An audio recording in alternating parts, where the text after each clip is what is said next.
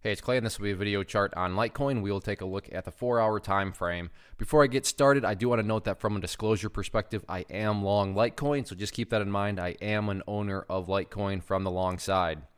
So real quick, what do I mean by 4-hour in case maybe you're new to charts? Instead of each one of these candlesticks here representing 1 day's worth of price action, which is what you would normally see, each one represents 4 hours. So while this here may look like a couple months worth of time, it's actually just the past couple of weeks broken down into 4-hour time slices.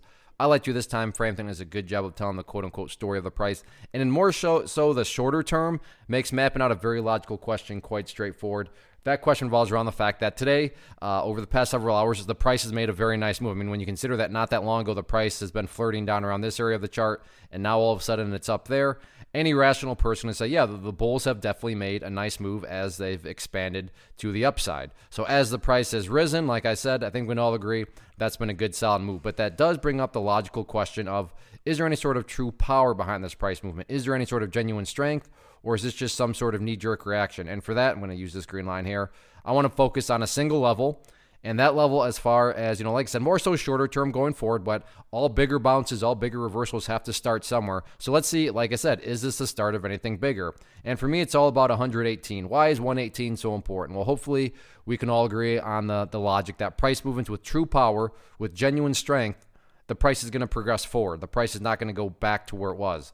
I'm assuming you're saying, hey, thanks, Captain Obvious. Of course, if a price movement is truly powerful, it's not going to go back to where it was. That would be a contradiction. Exactly. So with that in mind, think about 118. Any sort of closes below there, or worse yet, if the price separates to the downside, what would that be doing to the price? That would literally be putting the price right back inside of this big old range that it just broke out of. Again, going back, not a sign of true strength. Whereas let's say the price pulls back here. I'm not saying it will. Pulls back here, behaves in that manner, and then starts to work its way back upwards. What would you have in this situation here? Well, you'd have a set of lows right there.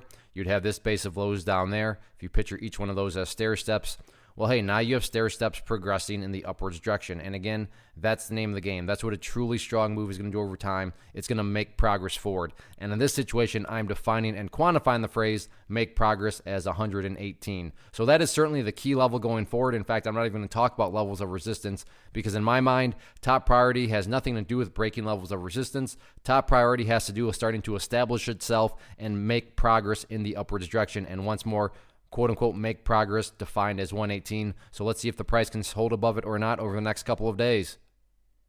One of the biggest questions that I get is, hey Clay, how do you find the stocks that you trade? So what I've done is put together a free resource guide where I talk about the tools that I use to locate stocks that I find interesting and think may have potential. So if that sounds like something that could add value to you as a trader, then click on the image that is up on the screen right now and I will email you the guide. The guide itself is very short and to the point, and best part, it's completely free. Thanks for watching the video. Let me know if you have any questions.